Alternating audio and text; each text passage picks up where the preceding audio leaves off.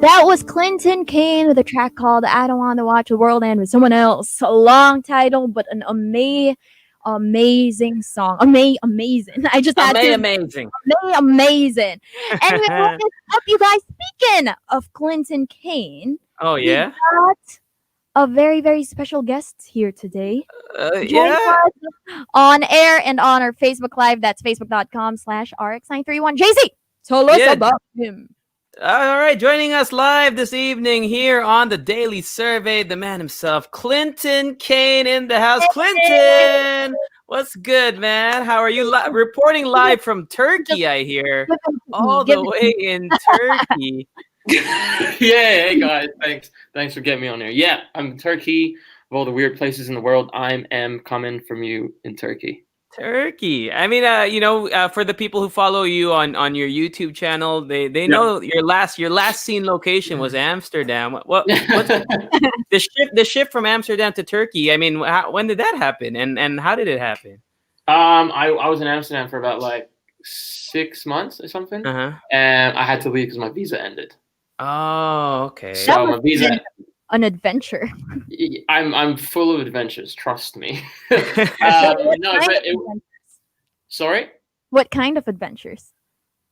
Different kinds. No, I deal with a lot of this visa thing ending. Like I think like 3 years ago, I was in LA for about 6 months, and then I had to leave. And then I was in this country for 6 months, and I had to leave. So I deal with this whole like, oh, I've got to leave my visa. But no, my visa ended, and I wanted to stay in the vicinity of Europe and like in this area because I didn't want to like go to Australia or go to the Philippines or go to like somewhere far away. And this was the best option, I guess. So I'm here for a little bit. Well, I've been here for about like 10 days now. It's been great. Well, hopefully your time in Turkey, hopefully you can write more music while you're there, and so we want your fans here in the Philippines. A lot of them have been tweeting us already, and they said, "Hey, Clinton, what's Clinton up to? What's going on with you?" I mean, they know you have your new music out, but what about you personally? What have you been up to? What have I been up to? My life has been pretty boring at the moment, guys. Not gonna lie. I've literally for the past like 2-3 weeks, I have been doing the same thing every day. I've been like trying to get like routine up because it feels good. I've been working out every single day in the morning, eating right. It's really boring. It's literally just like everyday life. Like I'm literally just working and writing and eating and this and that. But I plan to go to America in a couple of days to LA. LA. Oh yeah. Just like a heads up to everyone. If I put an Instagram story being in an airplane and everyone's going to ask me, where are you going now? Why can't you stay in one spot, Clinton? It's so hard. You're giving me an anxiety attack. Yeah. So I've just been up to that, really. Not much going on, guys. Cool. Ria, Ria always listens to whenever we have our show. She always plays your songs because Ria's all up in her feels all the time. Yeah. Every show. Yeah, and the song is the definition of feels. Definitely. I don't want to watch the world. Like when I listen to the lyrics of that song, it just kind of gets my heart all broken up, even if I'm not even like going through anything. And obviously your fans, we all want to know what exactly is it, what is your writing process like? These songs obviously they must come from something, and we want to know like how your process is in turning all your experiences and turning all these feelings into your music. So first off, all of the songs I've written and put out and all the unreleased songs, every song I write comes from a personal experience. So there hasn't been like one song where it's been like outside of what I felt. I can't, everything's very authentic for me. I can't write anything that I don't feel is what it is. But yeah, I mean, usually I just get really sad and, in my feels like yourself, Ria, you probably understand that. And, it's like if it's something from the past that I've remembered and now I start to get emotional, or if it's something that's just happened like a couple of days ago, like a breakup or something like this, or someone says something to me that makes me feel some sort of way, that eventually turns into like a thing that I can write about. And then all I do is really pick up my guitar, piano, or whatever I've got, and hum a bunch of melodies in my feels and do this. And then like, I don't think about it. I don't like sit down and like, okay, what should I write about today? It's all very just like, I mumble words out, and then it comes out. And then I form like 3-4 lines, and I'm like, oh my God, this is about like what's going on right now. And then it turns into like this whole story, and it's all of it is very like authentic and just like real. So very honest, huh? Very honest. Yes, sir. Yeah, it's something even beyond the music that you make. I was doing some digging into your YouTube channel, and even just when you talk to the camera, you just kind of say whatever's on your mind. Huh? I mean, you know, like you're talking about the bathroom and how many poops you put in there. I mean, you know what I mean? And I think that's great, and I think it's refreshing. It's something that I think is lacking in an industry filled with answers or questions and answers that are so cookie cutter. You seem to fit a different kind of mold, and I think that's really cool, man. I'm going to show you appreciation for that. Is there anything that you have in the works for your YouTube though? Besides saying that you wanted to marry a Dutch girl, what else is new in your on the YouTube spectrum of things? You mean like what am I doing, or what am I? What's your next video going to be? Your next little mini vlog? I'm not sure. Everything just kind of like goes where it goes. Like all these vlogs, all these like, I definitely want to keep doing it though. Like one a week, or 2 a week, or once every 2 weeks. But I don't know. I was thinking of filming like a yoga challenge or something, or like I don't know, man. Just like dive into the whole YouTube thing. But I'm not sure. I just kind of like, I'm literally just like okay, well, what are we doing today? And then I figure it out, and then I do it, and that's about it. There's not a lot of planning that goes to my life. Okay. All right. Yeah, so we'll I'll let you know. I'll shoot you a little message beforehand, and I'll be like, hey, I've got this video coming up, man. For sure. You know, if you do that yoga challenge, you should invite JC to do the challenge with you. Oh man. Dude, let's do it, man. My flexibility is lacking. That's the whole point of yoga, man. Yeah, agreed. Clinton, let's talk about your collaboration with Martin Garrix. I mean, Martin Garrix, that's a name, man. I mean, he's worked with Dua Lipa, Troye Sivan, Khalid, Dean Martin, and you. So what was it like working with Martin Garrix? How did that collaboration come into fruition at all? Did he hit you up? Did you hit him up? Well, what happens when something like that comes together? It's pretty crazy. I think my label got in touch with him, and we wrote the song "Drown" about like last year, October 2019, and we finished it over FaceTime. Really, we finished that song over FaceTime. Yeah, we finished the whole song over FaceTime. We recorded everything and sent everything. So this, before I met him in Amsterdam, the song was already done.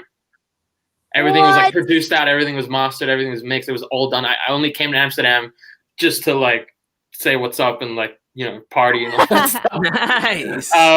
But it still is very crazy to me. It was surreal. It was definitely surreal. Like, he's an amazing human being, treats me like family. He's literally the most loving person ever. So yeah, it was crazy. It was crazy. We just wrote the song over FaceTime, and then now it's out in the world, and now it has 60 million plays on Spotify, and now it's crazy. So yeah, man. And speaking of, your songs that are coming out now, you do have this new song called Hopeless. Now, we want you to tell us a little bit about that song. Touchy subject, guys. Maybe we should cut. Next question. No. It's literally what it's about. I can't find my place. I've never had a home to rest my ache. Literally, it's everyone. You guys didn't ask me, so that's kind of great. I have a bunch of interviews, and the first thing they asked me is like, so you've moved around in all these places. Where do you feel like you belong most? And then it gets a little like, okay, guys, let's not do that. But no, it's literally about me moving so much and not being able to like relate to any other countries or the people or this or that, and me feeling like I don't have a home. Like when I'm traveling, when I'm traveling, even right now, when I travel, when normal people travel, it's like, okay, I'm gonna go on a little holiday, and then after like a month, I'll go back home. For me, it's like, okay, I'm gonna go on a little holiday, and then when I finish that holiday, I have to figure out where to go next. There's no like I can't like go back and unpack my bags and stuff like that. You know what I mean? There's no like real like there's no place for me to like be home at right now. As depressing as it sounds, but yeah, it's just about me, you know, just not being able to find that place where I can just rest and feel like I don't have to worry about anything. So it's literally my biggest insecurity. It's like a thing that I deal with every single day till this day, actually. And the song ends in like the song ends with no resolution. I guess that it's just hopeless because it's literally still going on to this day. So yeah, that's the song. Authentic. You have an outlet to release these kinds of feelings. And for those who just joined us, we are here with Clinton Kane on our Facebook Live and on air as well. We will be playing his new song "Hopeless" in just a little bit. But Clinton, me and JC, admittedly, were stalking your Instagram just yesterday, and I saw a post where you were like, fill in the blanks to your song, right? Like to the song writing. I was curious if you've actually ever had one of your fans help you finish a song or write a line for your song. I wrote a song called on YouTube. I wrote a song using Instagram comments. What? So yeah. So it's literally, if you look at the video, it's literally just a bunch of Instagram comments that the people left, and then I made the melody and I put the song together, and that was it. So that whole song, if I were to put it out, the credits would be a nightmare to figure out because I would have to contact all these people and be like, okay, so here's 5%, here's this percent for you, here's this line for you. So yeah, I think that's one song. I don't think I've done anything else, but it's really cool because most of my friends are actually really like talented. Like I was reading those lines and I was like, wow, these lines are like pretty good. Like I'm so confused. So yeah, I think that's about like the only song that I've finished that, you know, was a collaboration with the fans. Yeah, actually, one of my favorite covers of you, actually, where I discovered you for the first time was when you did Mac Air's "Easy." Oh yeah! Oh, I took that down. Man. Everyone's so mad. I know. I remember searching for it, and I was like, "How come I can't find it anymore, man?" Love that song. Everyone DMs me like, "Oh, Clinton, put it back up now!" Hey, yeah, I memorized that video to a T. Like even to the, you know, on I think it was your phone had a text message and it fit in perfectly. Yeah. It pinged, man. Big fan of that. That's crazy. Anyway, Clinton, before we we segue to your song, I have one more question because we love your refreshing honesty, and your the local fans here in the local music scene.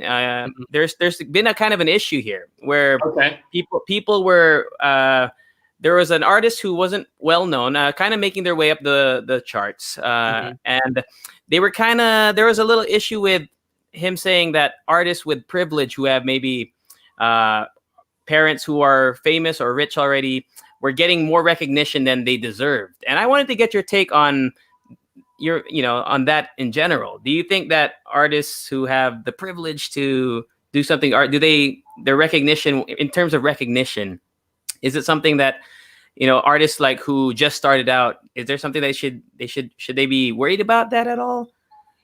Or should they just support each other? Should the artists who have no privilege and have no parents be worried about that? I think you're wasting time if you're worried about other people's careers than just your own. Like, okay, at the end of the day, it's like you're born with that. It's not like the people, the kids and the artists who have like famous families and stuff. They can't do anything about it. At the end of the day, they were born into that. And if they have privilege, they have privilege. And if they don't have privilege, they don't have privilege. It just means they have to work harder and that. So I think just mind your own business. I think that's about it. Like you just got to focus on your career, write your own stuff, make your own thing happen, and then you'll get to where you want to be. Hard work and patience and talent and everything. So fantastic, man, making it happen. And on that note, what is on the horizon for Clinton Kane? I mean, you have your new songs, of course. You have "Hopeless." You also have "Forget About Us." Yep. Do you have anything new coming up, or what can your fans anticipate in this crazy new normal times? Oh, I have got somewhat of an album coming out before this year ends. Ooh. So a collection of songs this time instead of singles. So all right, yeah. put back those covers on YouTube, man. No, Do no, it. no, no, no, no, Never no. have. I can send you a private link so if you want to listen to Hey, for sure, for sure. it. No, but it's never coming back up. Never. I'm actually Never. curious. Like, why did you take those covers down? I mean, they were amazing covers. A lot of people love Thank them. you. So why take them down? I don't know. I just cringe. I just cringe when I watch them for some reason. Like this like it's the most amount of cringe that I feel in this world whenever I watch like my old covers and stuff like that. So For sure. I think it's specific covers. I think some covers I've left up, the ones that I like, but that easy one. I think I was wearing a weird shirt, and like my hair was like weird, and I didn't like my glasses, and that was about it. I mean, we wouldn't mind a redo right now. I mean, like you're just like Maybe, yeah. Anyway, Clinton, anything you want to say to your fans here in the Philippines? Anything you want to say to your fans all over the world who are listening, streaming live on our website? To the Filipino fans, gusto ko sinigang. To all the fans, I love you guys so much. Thank you for listening to my music. I appreciate you. You mean the world to me. All right. Thank you very much, Clinton. Ria, take it away.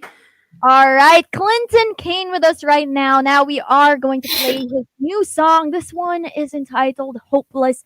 This one is from his heart. Super for the feels. This one is called Hopeless right here on Monster.